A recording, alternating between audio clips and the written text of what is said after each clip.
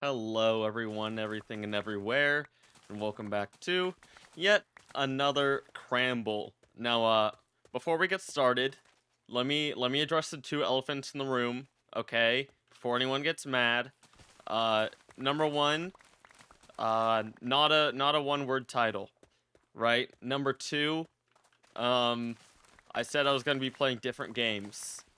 My reason for breaking these rules. This is my relaxation channel, and I don't care anymore. Okay, anyways, Project Hail Mary. So, um, I basically just got out of the theater after watching it with my mother, and I loved it. I think it's a fantastic movie. Um, so before we even started, my mom left to go to the bathroom before the movie started. And when she came back, she told me about this group of old people who had just came out of the theater, like a different theater, watching Project Hail Mary. And she told me how one of the older women said, "That is just one of the weirdest movies I have ever seen." and, and she talked about how like his hair is like long in the beginning or whatever. It's like it was, yeah, it was weird. But anyways, let me let me talk about some stuff before I get into spoiler territory. So if you're on the fence, you can kind of, listen in without getting spoilers. Um, yeah, it's a really good movie. It has a good mix of like everything. Um, it has a lot of comedy. It will make you cry. It will make you laugh. It it's a very versatile movie. Like you will feel every emotion ever when you watch it. Um, it it is a long movie. It is 2.5 hours. However, it does not feel that way. There was never a moment where it really felt like it was dragging to me. It felt like it really used the like full extent of its runtime, because I feel like a lot of the time when you have longer movies like that, either they tend to be really like, for lack of a better term, very like intellectual movies, right? That are full of like big terms and whatever, or they're just trying to do way too much and it drags. Um, I mean, it is a, yet again, for lack of a better term, intellectual movie. Um, there are like, you can't pop this on second monitor and expect to be like, oh yes, of course. But that's to its benefit. Um, I guess I should talk about. I have not read the book, so I can't speak on how faithful the adaptation is from the book. Um, so This is just purely a review off of the movie standalone. Um, yeah, it really felt like it fully utilized its runtime, and it really felt like it knew what it is and like what it was meant to be. It didn't feel like it was trying to be something that it wasn't. Um, so yeah, if you have not watched this movie, go watch it. Go watch it in theaters. Go watch it. See it on the biggest screen possible. It's really good. And now I think I'm gonna get into spoiler territory. So, Wii U, Wii U, Wii U, whatever. Hold on, let me eat some Reese's Pieces real quick. I was I was gonna eat these during the movie, but I was so engrossed in the movie that I kind of just forgot to eat them.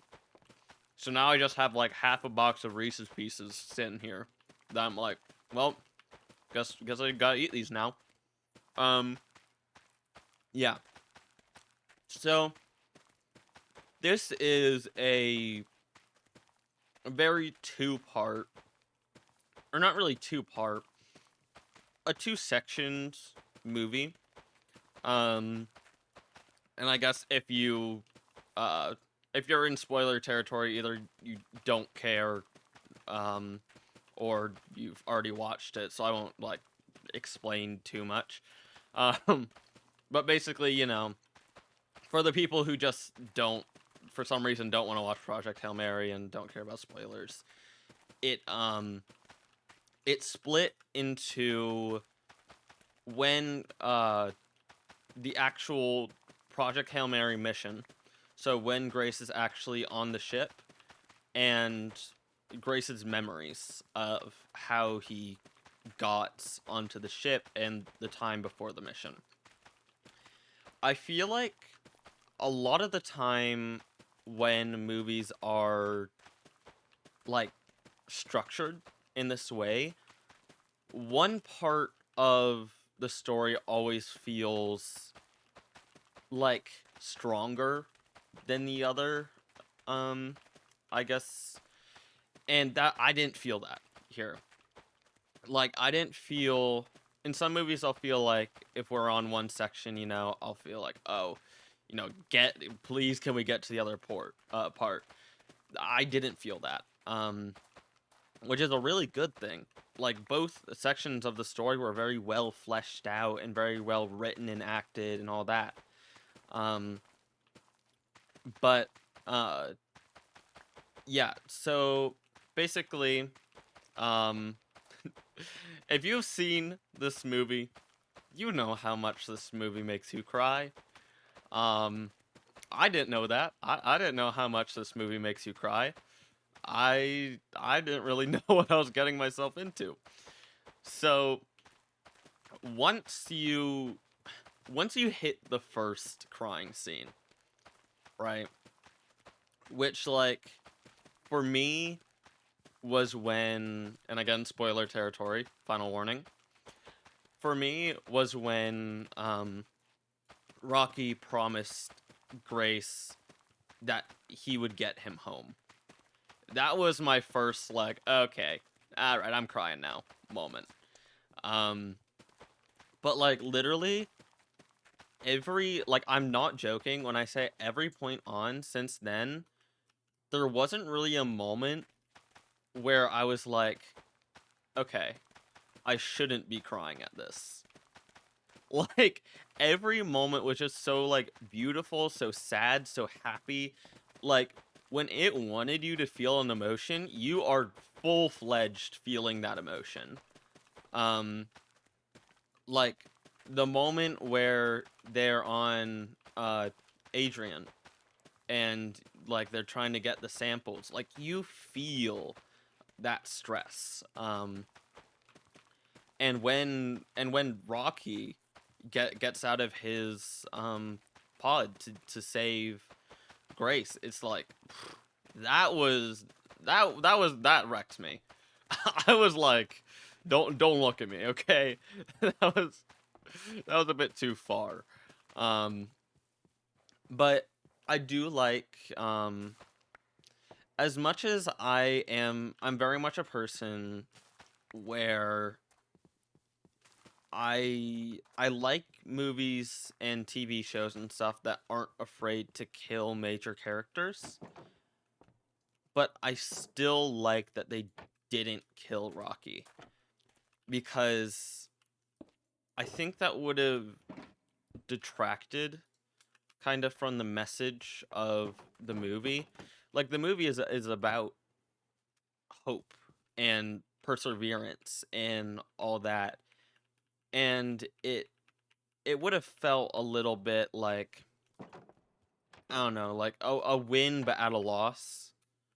Um, I also like that you kind of got to see how time affected, like you got to see kind of the uh the precursor of what the asteroid Astro. I forget what they're called. Astro something starting with a P. Astro phases, whatever. They're Star Eaters. Um, I'll just call them Star Eaters, so no one's like yelling at me like, "Oh my God, you're saying the wrong word." Um,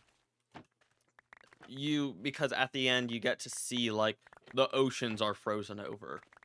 Like this isn't a fake threat or anything, or something that takes like an extraordinarily long time.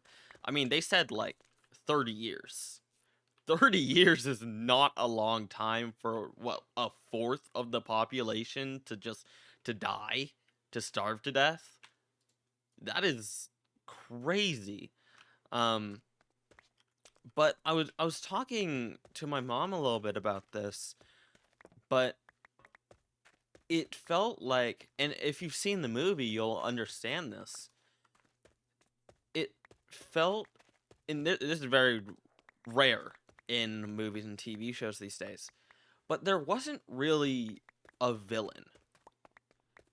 Like, if you, I'm sure if you're, like, if you saw the movie, you might be like, yeah, there was, the Star Eaters. But then it's like, if you really think about it, not really. Not really. It's kind of just nature, which is really cool and like really unique. Like the Star Eaters, they aren't doing it with malicious intent. They're doing it to survive. Like that is their way of life. That is their way of surviving in the cosmos. Like I guess it's kind of similar. It's similar, I guess, in a way to like if you were to have like a movie about a rat and like and one of the quote unquote evils was like a cat, you know?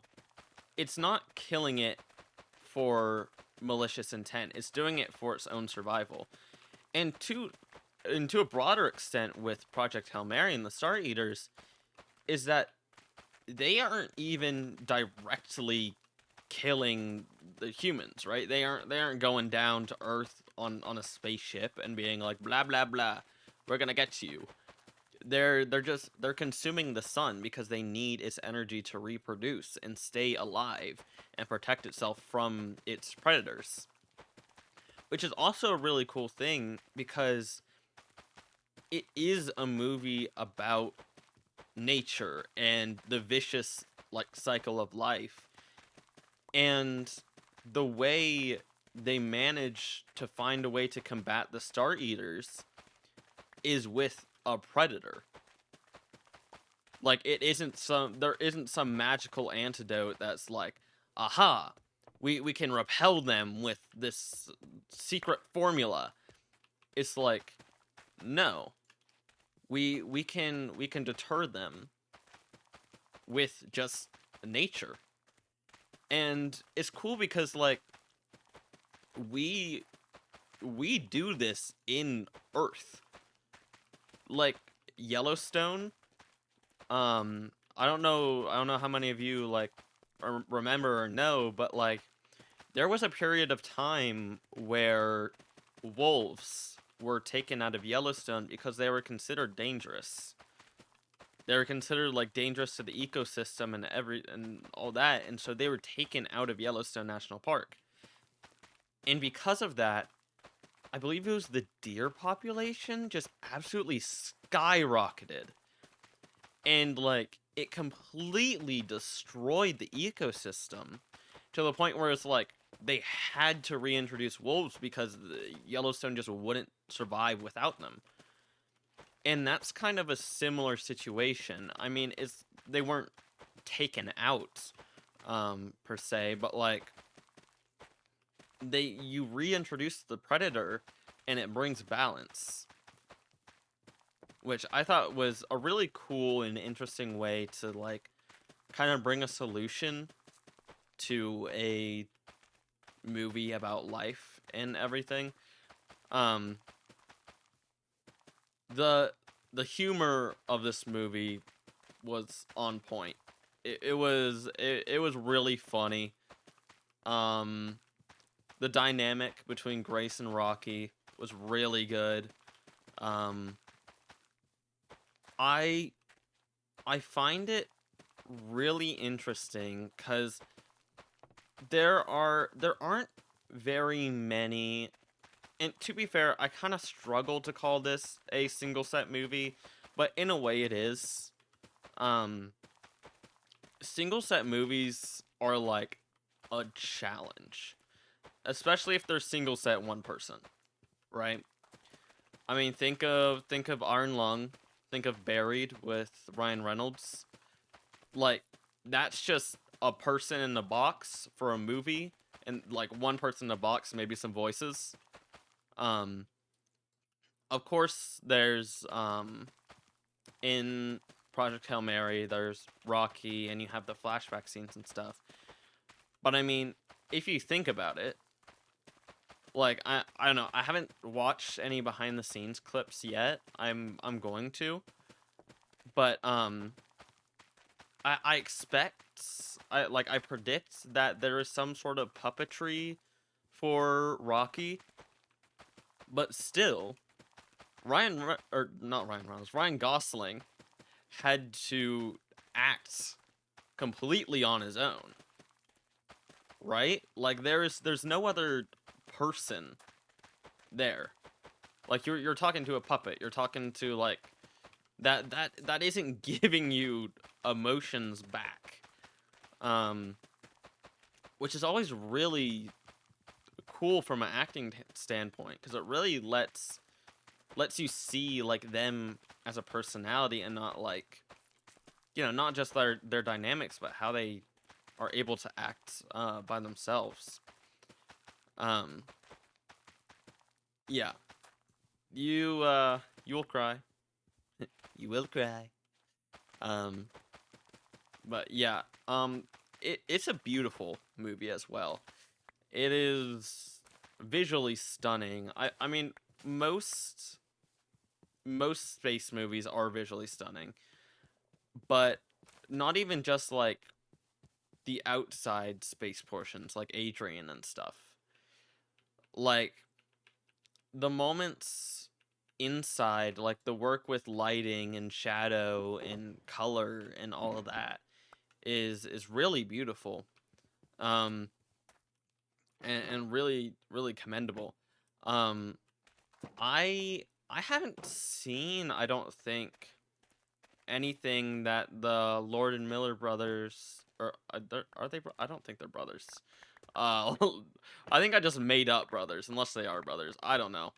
Um I don't think I've seen anything Lord and Miller have done that's live action.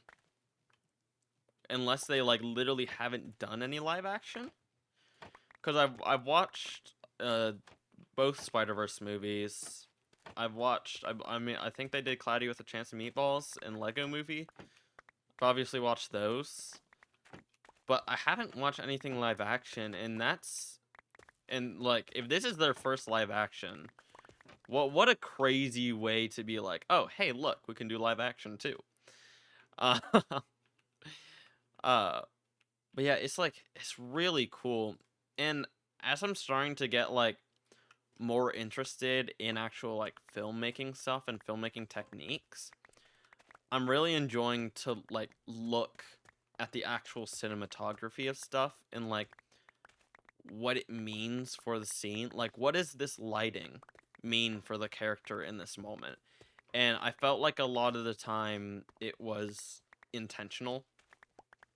Um there was a lot of breathing in the movie. Not like the act of breathing. I mean like metaphorical like quiet time in the movie. Um which I think it was a good thing. And I think it was able to do that because of its longer runtime. My mom brought up the fact that a lot of the time in like sci-fi and space movies is like frequent action, frequent like, okay, we have to do this right now, quick, like blah blah blah. That is there obviously is that, but it's not all it is. There's a lot of downtime where you really get to like dig into the characters. Um and that was really nice. I I really enjoyed that. Um cuz like I don't know, it also let you, take some time to stop crying, but that's okay. Um yeah, it's whoa, big hop. It's a fantastic movie. Um, I I think so. When I think of space movies, I think of like Interstellar, The Martian, and then like if I put this into the fray, like if those are the three I'm talking about, I think I think Interstellar is like the the dark and brooding one that is like if you want constant action, constant like oohs and ahs and like what is gonna happen next, Interstellar. If you want more like realistic survivalism and like kind of more laid back like day-to-day life, The Martian is best. But if you want more like comedy, but like comedy with a soul, and comedy with like true emotions, I think Project Hail Mary perfectly fills that gap. Um, it it feels very, it feels like it fits into the genre well, and it fills a need that uh, wasn't really there before. And I'm not a huge fan of aliens unless they're done uniquely in movies. So, for example, I really like Nope, and like Arrival and all that. Um, but the movies where it's just like, oh, these weird, like, for some reason, humanoid creatures are, um, coming down in this UFO and, attacking us or whatever. I'm not a huge fan of those movies. And this isn't, I guess it technically is by like, if you look up the definition of like extraterrestrial, I guess it is like an alien movie. Um, because it's life outside of space, but like, or not outside of space, outside of Earth, in space. But like Rocky doesn't. One thing that makes me angry about alien movies and stuff is one, English. They ain't gonna be speaking English, which is one of the reasons why I like Arrival so much, is because that entire movie is pretty much based around figuring out the language, um, which is a really cool and like really realistic. Like, if aliens came to Earth, that would be that would be what it was like, what it would be like probably, like just spending months trying to figure out how they communicate and how we can communicate with each other and how they like interact and see us and what's their purpose and all that. um but like it felt like there was that element in Project Hail Mary. There was that element of trying to figure out the language. um I kind of wish it was dwelled on a little bit longer. I understand why it wasn't dwelt on a little bit longer. Um, I can see why how some people would be like, okay, I get it. You're trying to like understand why you know we can skip that part. But I just find that interesting. But that just might be a me thing. That just might be a me nerd thing. Um, But like, yeah, and Rocky isn't humanoid, so that's a big plus. Um, but it's also like the the only quote unquote evil, and yet again, it's not really a villain.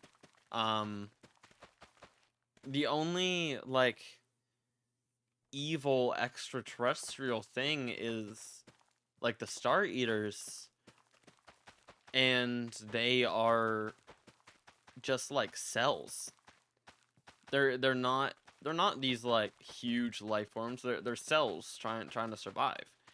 Um, and that's like, yeah, we would encounter that. Um, so I really like that kind of realism approach. Um, yeah, I think I don't know. It just kind of makes me like it just upsets me sometimes whenever it's like, oh, there's an alien coming here, but they have like the exact same stature as us, and they understand and speak our language, and they just want to destroy us just cuz. Like, I don't know.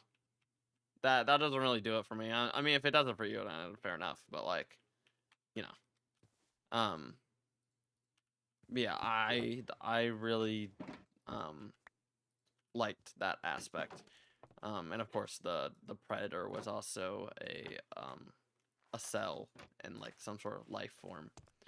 Um, I liked the foreshadowing in it. I liked the fact that when at the very start when Grace is like teaching the class, um, he's talking about how sound waves are actually visual, and sound waves are how Rocky sees. Um, they're talking about how like bacteria took a long time to understand, and like the predator is like a bacteria or whatever. Um, I guess going back to the like no real villain part, you might also be thinking like, oh, the government woman is a villain because she forced him into the thing. But honestly, I I would put her and the Star Eaters on the same level because she is doing it for the sake of humanity, for the sake of preserving the human race. Um, and that isn't villainous. That's just trying to survive.